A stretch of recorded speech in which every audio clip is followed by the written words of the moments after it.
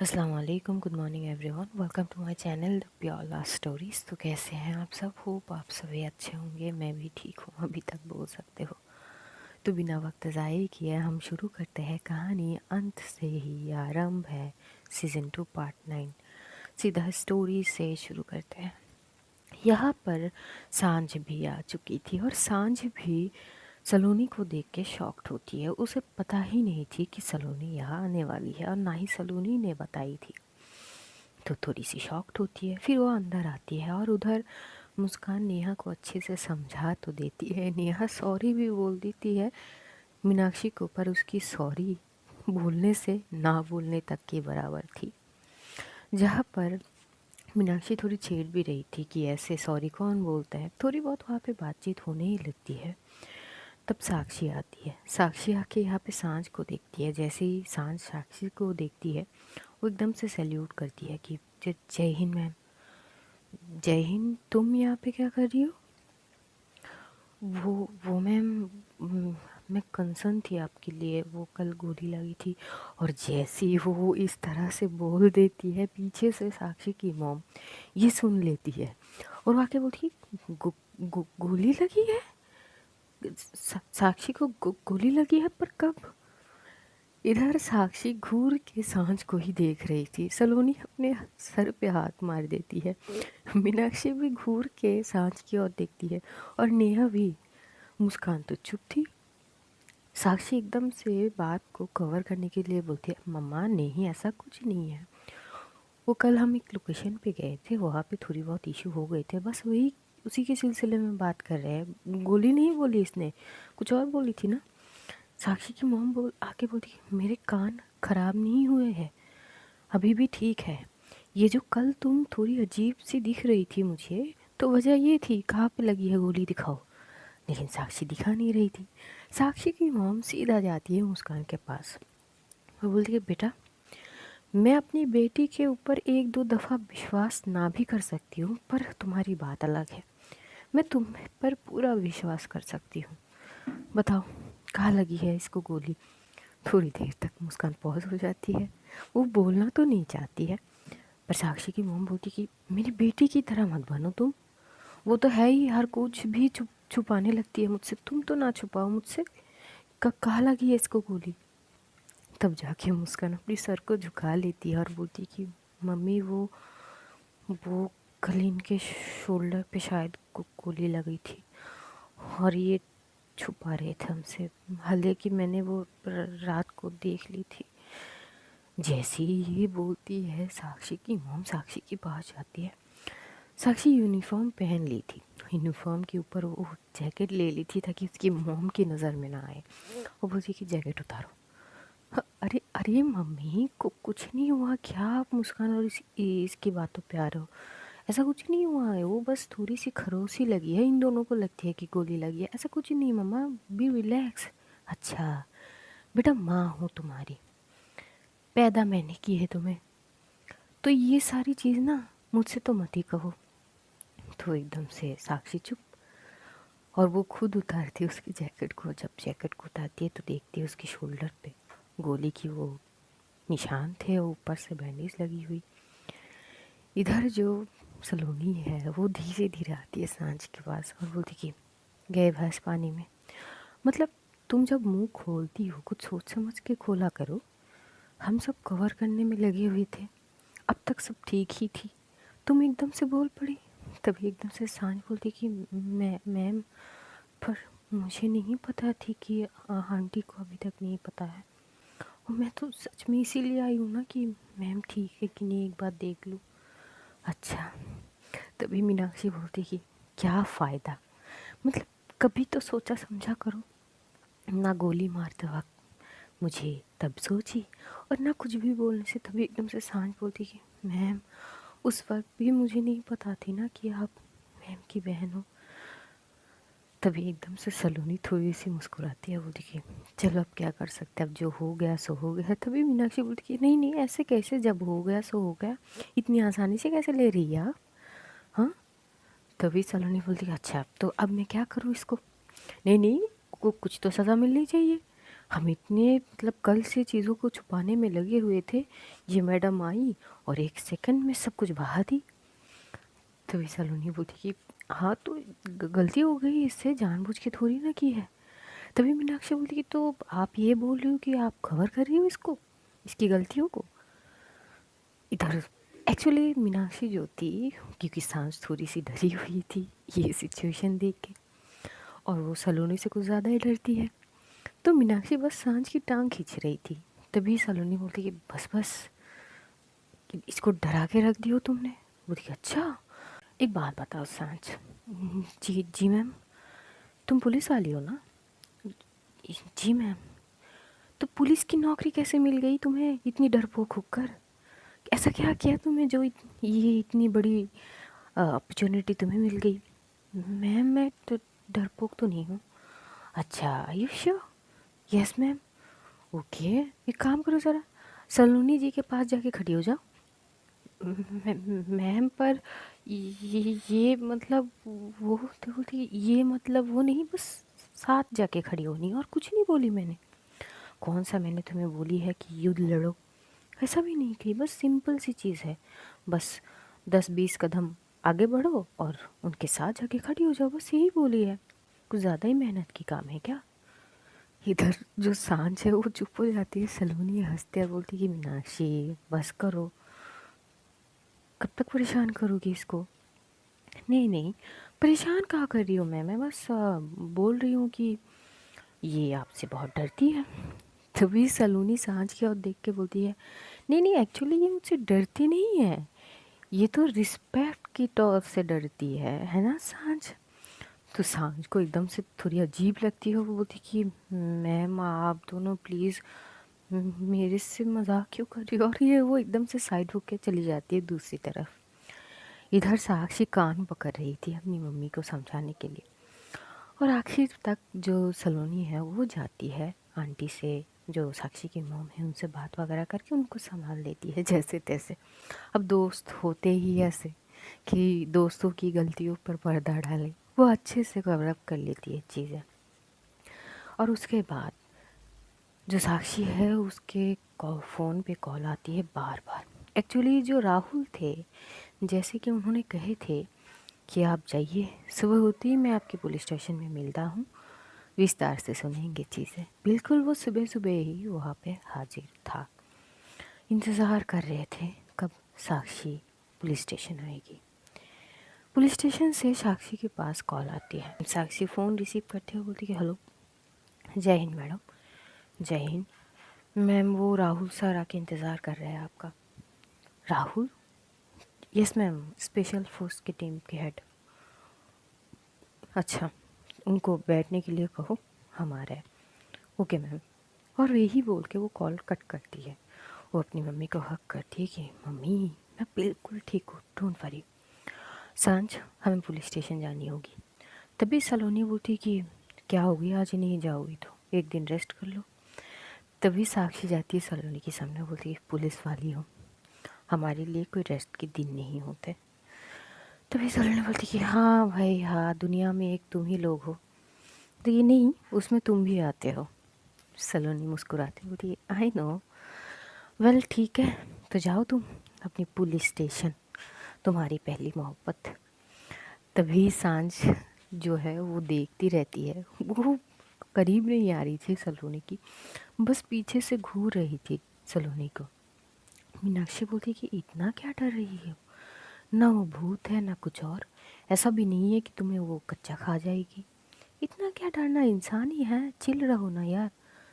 तो विशान बोलती है मैम बोली तो हूँ, मैं बस रिस्पेक्ट के तौर पे। बोलती कि अरे यार तुम्हारी रिस्पेक्ट का करूँ क्या मैं, रिस्पेक्ट से इतना कौन डरता है, बात कर लिया करो। वैसे एक बात बताओ, वैसे तो हर खबर उसके पास चली जाती है, अब वो यहाँ पे आई है, ये खबर तुम्हारे पास नहीं थी क्या? तो विशांश बोलती है नहीं मैम वो नहीं थी, वो क्या है ना, कल इतने सारे सिचुएशन हुए थे तो बात नहीं हुई थी। अच्छा अच्छा, तभी मैं सोचूं कि तुम इतनी शॉक की हो गई। चलो कोई ना, अब जाओ दी के साथ, और एक बात ध्यान रखना। जी जी मैम। दी के साथ से हटना ही नहीं है तुम्हें, उनके साया बन के रहना है। मैम आप नहीं जाओगे? नहीं, मुझे कुछ काम है, मैं जॉइन करती हूँ बाद में, पर ध्यान रखो दी के ऊपर नज़र रखनी है, उनको छोड़ के कहीं भी नहीं जानी है। अगर वो भी कहे तब भी नहीं। अगर कुछ इमरजेंसी हो तो मैं जानी पड़े तो प्लीज़ उससे पहले मुझे इन्फॉर्म करो कि मुझे अब जानी है, आप आओ। ओके मैम, ठीक है, ठीक है ना, ध्यान से। ओके मैम, याद रहेगी ना? जी जी मैम, याद रहेगी, जाओ। यहाँ से साक्षी मीनाक्षी की ओर देखते हुए बोलती कि तुम्हें नहीं जानी आज मेरे साथ? अब दी वैसे बहुत दिन बाद सलोनी आई है तो मैं उनसे थोड़ी बहुत बात करूँगी, आप लोग जाइए, हम बाद में ज्वाइन करेंगे। तभी साक्षी सलोनी की ओर देखती है। सलोनी भी बोलती कि यार मुझे यहाँ पे कुछ काम है, उसीलिए एक्चुअली आई थी, और ये सोची कि तुझे भी देख लूँगी, तो तू जा, हम शाम को मिलते हैं। ओके ठीक है। फिर वो मुस्कान की ओर देखती है, अपनी मॉम की ओर देखती है, बोलती कि प्लीज़ आप दोनों मुझे लेके ज़्यादा टेंशन मत करना प्लीज़, मैं बिल्कुल ठीक रहूँगी। Muskan please handle mummy. Muskan बोली कि ठीक है, अपना ध्यान रखिएगा और please take care of yourself, be alert. Okay okay बाबा। वहाँ से साक्षी और सांझ चली जाती है। जैसे ये लोग जाते हैं, जो मुस्कान है वो साक्षी की मॉम की मदद वगैरह कर रही थी पहले, जो घर के कामों में है। तभी जो सलोनी है वो जाती है एकदम से अपने कमरे की तरफ। सलोनी के पीछे मीनाक्षी जा रही थी और दूसरे साइड पे नेहा बैठी हुई थी। ये सारे तामझाम देख रही थी कि किस तरह से उसे इग्नोर किए जा रहे हैं, और वो गुस्से में आग बबूला हो चुकी थी। वो एकदम से खड़ी होती है, बोलती कि कर लिया इग्नोर, ठंडक मिल गई ना सबकी दिल पे। आइंदा से ना मुझे यहाँ पे बुलाना मत, न तू और ना ही तेरी वो दोस्त। आज मैं यहाँ से जा रही हूँ, और ना ही आगे से मुझे कॉल करने की भी कोशिश करना। मतलब अब तो गैर हो गई हूँ ना मैं तुम दोनों के लिए। इधर सलोनी जैसे कि नेहा की ये बातें सुनती है वो फटाक से पलटती है और आते हैं, बोलती अरे अरे तू इतना क्या भड़क रही है? नहीं नहीं, क्या करूँ मैं? वो बिना बताए चली गई, ऐसा जैसे कि मैं यहाँ पे हूँ ही नहीं। तू ऐसे इग्नोर करके जा रही है क्योंकि मैं यहाँ पे हूँ ही नहीं, और कैसे बर्ताव करूँ मैं? तभी मीनाक्षी बोलती है अरे मैडम, ये क्या हर 2 मिनट में आपकी मूड चेंज हो रही है? थोड़ा बिहेव नॉर्मल करिए, सब कुछ नॉर्मल ही है, ऐसी कोई मतलब सिचुएशन है नहीं कि आप गुस्से में आओ। ओ हेलो मिस मीनाक्षी, आप बीच में तो नहीं बोले, तुमसे बात कर रही हूँ क्या मैं?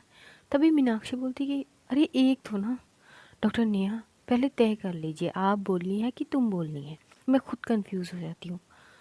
तभी नेहा बोलती कि तुम खुद एक कंफ्यूज इंसान हो, तुम खुद एक कंफ्यूज इंसान हो, और मेरे सामने आने की कोशिश भी मत करना। ये गजब है, सॉरी बोलो फिर ऐसे सुनाओ, फिर सॉरी बोलने की फ़ायदा क्या है?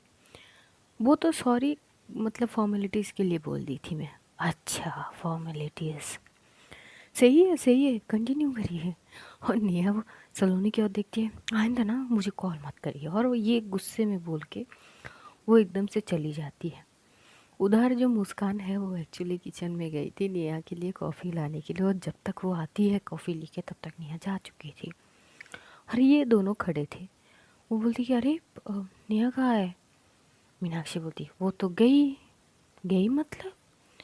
उसको लगी कि हम सब ने इग्नोर करी तो वो चली गई। अरे पर रोका क्यों नहीं? तभी सलोनी बोलती कि अब क्या करे इसको, इसका पता नहीं प्रॉब्लम कहाँ पे है। तभी मीनाक्षी बोलती कि उनकी प्रॉब्लम मैं हूँ।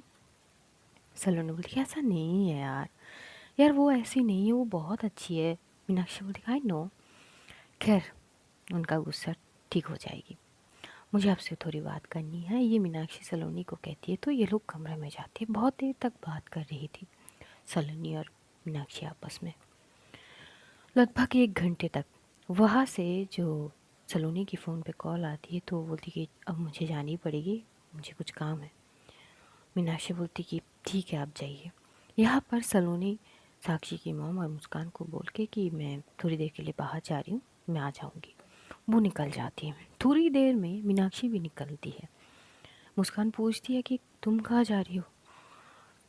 वो मैं दी के पास जा रही हूँ। पर इकट्ठी क्यों नहीं निकली? वो सलोनी से कुछ बात करनी थी इसलिए। अच्छा ठीक है। उनका ध्यान रखना। हाँ भाभी जी, ये बोलने की बात थोड़ी है। डोंट वरी, जब तक मैं हूँ उनको कुछ नहीं हो सकती। मुस्कान इस बात पे थोड़ी सी चुप हो जाती है। मीनाक्षी समझ जाती, वो आती है, बोलती कि देखिए कल जो हुआ वो रिपीट नहीं होगी, आई प्रॉमिस। बस ध्यान रखना उनका। बिल्कुल। तभी वो जाने लगती है, तभी मुस्कान बोलती है अपना भी रखनी होगी। हाँ हाँ, खुद का भी रख लूँगी और आपकी उनका भी रख लूँगी अब, ठीक है। और जल्दी आ जाना। बिल्कुल। वहाँ से मीनाक्षी निकल जाती है। जहाँ पर पुलिस स्टेशन में साक्षी पहुँचती है, वहाँ पे राहुल इंतज़ार कर रहा था। जैसे ही ये लोग पहुँचते हैं, राहुल बोलते कि जय हिंद। जय हिंद।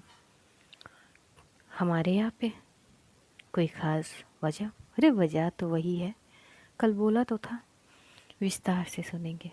आखिर ऐसा कौन सा केस देख रहे हैं आप जिसमें उलझ गए आप और मरने के हालात पे पहुँच गए? देखिए सर, मरने के हालात पे तो नहीं पहुँचे। हाँ, कभी कभार थोड़ी बहुत इधर उधर चीज़ हो जाते हैं, हमसे भी थोड़ी सी चूक हो गए। वो लोग 2 कदम आगे निकल गए थे, बस और कुछ नहीं है। ओके, तो फिर ये कौन से केस में उलझे हुए हो आप? कुछ बता सकते हैं? Do you need any help? कुछ सोचते हुए साक्षी एकदम से बोलती कि नहीं सर, नहीं सर, अब तो ये केस मैं अकेली ही हैंडल करूँगी। साक्षी देखो, जितना नॉर्मल एक केस दिख रहा है उतना नॉर्मल ये केस है नहीं। तुम्हें मेरी ज़रूरत पड़ेगा ज़रूर। सर जब पड़ेगा तब देख लूँगी। देखो अब भी वक्त है, तुम कहो तो मैं डीआईजी सर से बात कर सकता हूँ। तुम्हें एक स्पेशल फोर्स टीम की ज़रूरत पड़ेगा।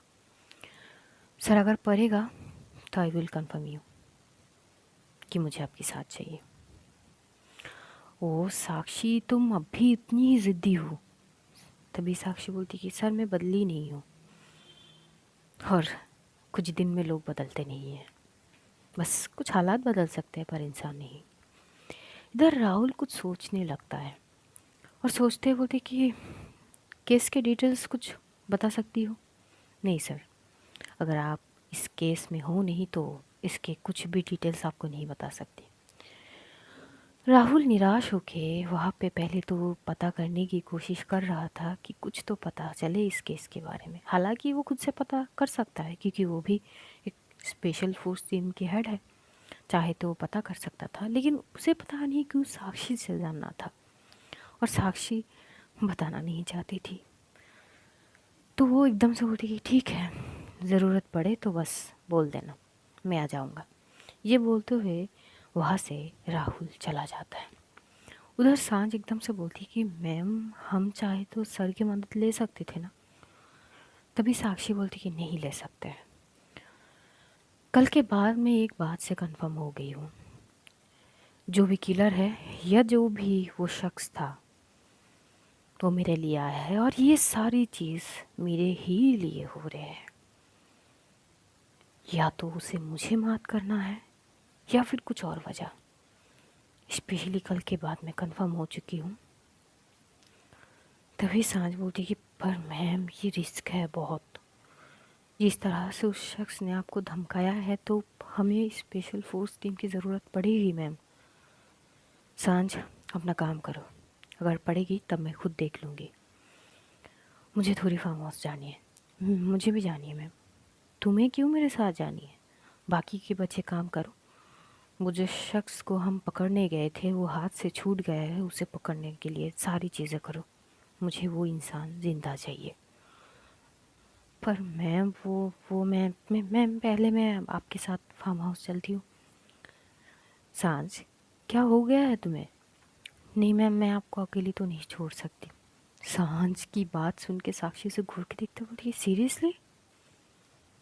सॉरी मैम, पर मैंने प्रॉमिस करी है। देखो सांझ, मुझे पता है कि मीनाक्षी ने ही तुम्हें कही है मेरे साथ चलने के लिए और मुझे अकेला छोड़ने से मना करी है। पर देखो तुम अपना काम करो, मुझे भी अपना काम करने दो।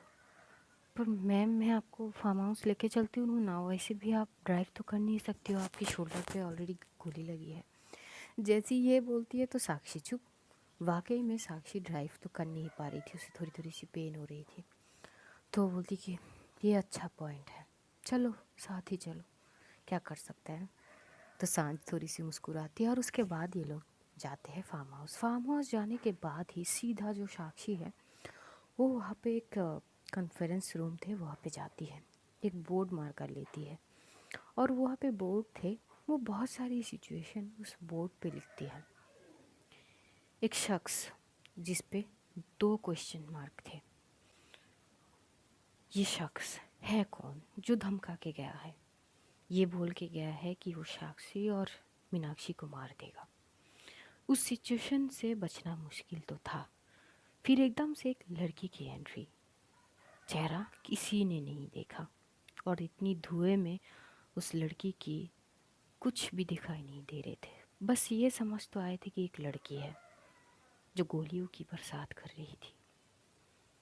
वो भी उस लड़की की थोड़ी बहुत मार्कर से वो लिखती है और question mark, who is she. कुछ सोच ही रही थी कि तभी उसके पास कॉल आती है और जैसे कॉल आती तो देखती है वो कॉल किसी और की नहीं, वो कॉल एक्चुअली सलोनी की थी। और वो बोलती कि तू ठीक है। साक्षी बोलती कि बस अभी अभी पुलिस स्टेशन आई हो, वहाँ से फार्म हाउस आई हूँ, मैं बिल्कुल ठीक हूँ। अच्छा तू फार्म हाउस है? हाँ मैं वहाँ पे आ रही हूँ। तू आ रही है? तू कहीं गई थी क्या? हाँ मैं वो थोड़ी सी बाहर आई थी तो मैं वहाँ से सीधा आ रही हूँ। ओके ठीक है आजा। ओके एक मिनट, मीनाक्षी कहाँ है? तभी सलोनी बोलती कि मीनाक्षी घर है। आई यू श्योर? हाँ वो घर है। चल ठीक है आजा। दूसरी ओर मीनाक्षी एक जगह पे जाती है। वो एक जगह पे जाने के बाद वो कुछ कागज़ लेके गई थी, वहाँ पे उसने हूबहू वैसा ही टैटू उसने उस कागज़ पे उतारी थी, मतलब आर्ट करी थी जो टैटू उस शख्स के हाथों में था। बहुत अजीब जगह था वो। और वो पूछ रही थी, तो जब वो पूछ रहे थे कुछ कुछ लोग उसे घूर के देखने लगते हैं। तो बोलती ऐसे घूर के क्या देख रहे हो, पता है तो बताओ, नहीं है तो इग्नोर। हमने ऐसे टैटू कहीं पे नहीं देखा। देखे नहीं हो या बताना नहीं चाहते हो? नहीं मैम हमने ऐसे टैटू कहीं पे नहीं देखी। चलो ठीक है। उसके बाद मीनाक्षी एक और जगह पे जाते हैं। जब वो उस जगह पे जाते वहाँ पे बहुत सारे लोग थे। वो लोग सारे मीनाक्षी को देख के एकदम से खड़े हो जाते, बोलते कि मैम क्या क्या सोचा था कि मैं यहाँ पे कभी नहीं आऊँगी, मर चुकी हूँ? नहीं मैम हमारे पास ये खबर तो आ गई थी कि आप मरे नहीं हो। वेरी गुड, ये होती है टीम। चलो आज के बाद तुम लोगों ने मेरे लिए जितने भी बुरे काम किए थे वो सारे ख़त्म, वो चैप्टर क्लोज। और अब मेरे लिए जितने भी काम करोगे वो केवल अच्छाई के लिए होगी। पर मैम हमें करने क्या होंगे? वही काम वही करोगे, बस अंतर ये होगी कि पहले हम गलत काम करते थे, अब हम सही के लिए काम करेंगे। Okay ma'am. हाँ और इसके लिए तुम लोगों को जितना भी जो भी चाहिए मैं दे दूँगी, डोंट वरी। एक काम करो, और वो जो कागज़ उसके पास थे सारे के सारे वो देते हैं, इन सब के चीज़ों के बारे में पता करो। वो उसकी एक अलग सी टीम थी। वो अपनी ही सोर्सेस के लोगों को, पहले तो कुछ लोगों को वो ये कहती है कि साक्षी कपूर के ऊपर नज़र रखनी है कि उनके ऊपर कोई ख़तरा तो नहीं है, कौन क्या कर रहा है कौन क्या नहीं कर रहा है सब। कुछ लोगों को वो फॉलो करने के लिए कहती है और कुछ को वो जो टैटू उसने दी थी उस टैटू के बारे में पता करने के लिए। बस वो अपनी सारी टीम को ये सारी चीज़ पता करने में और साक्षी के ऊपर ध्यान रखने में लगा देती है। वो बहुत देर तक उस जगह पे थी और उसके बाद वो जब निकल रही थी तभी वो बोलती कि हम लोग क्या काम कर रहे हैं क्या नहीं कर रहे, हर चीज़ की रिकॉर्ड होनी चाहिए। Okay ma'am. मैम आप वापस कब आएंगी? जब मुझे ज़रूरत पड़ेगी मैं खुद आ जाऊंगी, मुझ तक पहुंचने की कोशिश भी मत करना। ये बोल के वो निकल जाती है। दूसरी ओर सलोनी पहुंचती है साक्षी की फार्म हाउस पर। वो जैसे ही पहुंचती है उस वक्त जो सांस थी वो किसी से बात कर रही थी फ़ोन पे। उसके हाथ में कॉफ़ी थी क्योंकि कॉफ़ी दी गए थे वहाँ पे ऑलरेडी 2 स्टाफ थे, हमेशा रहते हैं। साक्षी ने बोल के 2 कप कॉफ़ी ऑलरेडी मंगवाई थी। तो वो एक हाथ में कॉफ़ी लेके और बात कर रही थी कि अचानक उसके सामने सलोनी आ जाती है। और सांझ की चीज़ें ऐसी थी कि वो सलोनी को देख के पता नहीं घबरा जाती है, उसके हाथ कांपने लगते और एकदम से कॉफ़ी की मग जैसी गिरी वो पकड़ लेती है। सलोनी बोलती कि तुम्हारी प्रॉब्लम क्या है, पहले बताओ। इतना क्यों डरती हो तुम मुझसे? वो मैम, आप एकदम से ऐसे आ जाओगी तो मैं सोची नहीं थी। पहले तो relax relax, close your eyes. तभी वो एकदम से आंखें बड़ी कर लेती है। सलोनी बोलती कि मैंने तुम्हें आँख खोलने के लिए नहीं, क्लोज करने के लिए बोला है, सो डू इट। तो वो एकदम से आंखें बंद कर लेती है, ऐसे कि डर के मारे बंद करी है। तभी सलोनी उसके करीब आती है और जैसे ही सलोनी इसके करीब आती है, इधर सांझ की दिल की धड़कनें तेज़ हो जाती है। तभी वो बोलती है कि relax, take a long deep breathe.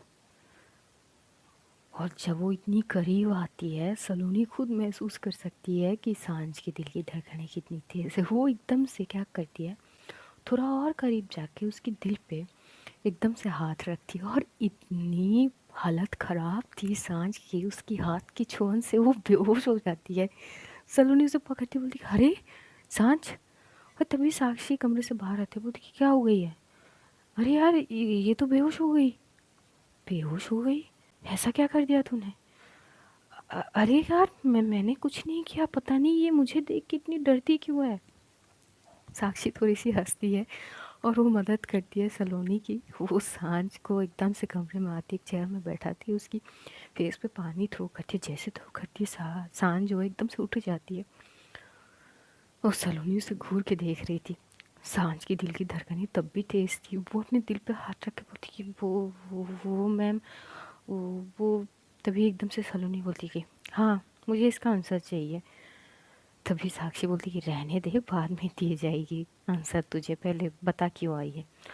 यहाँ पे थोड़ी देर बात होने लगती है। तो अब हम कहानी यहीं पे ख़त्म करते हैं। अब जानेंगे अगले एपिसोड में कि क्या होते हैं। तब तक अपना ध्यान रखिए, अपनों का ध्यान रखिए, ढेर सारा प्यार बांटिए, खुश रहिए, खुशियाँ बांटिए। Love you all guys, see you soon. बहुत जल्द फिर मुलाकात होगी। तब तक के लिए खुदा हाफ़िज़, टाटा, बाय बाय।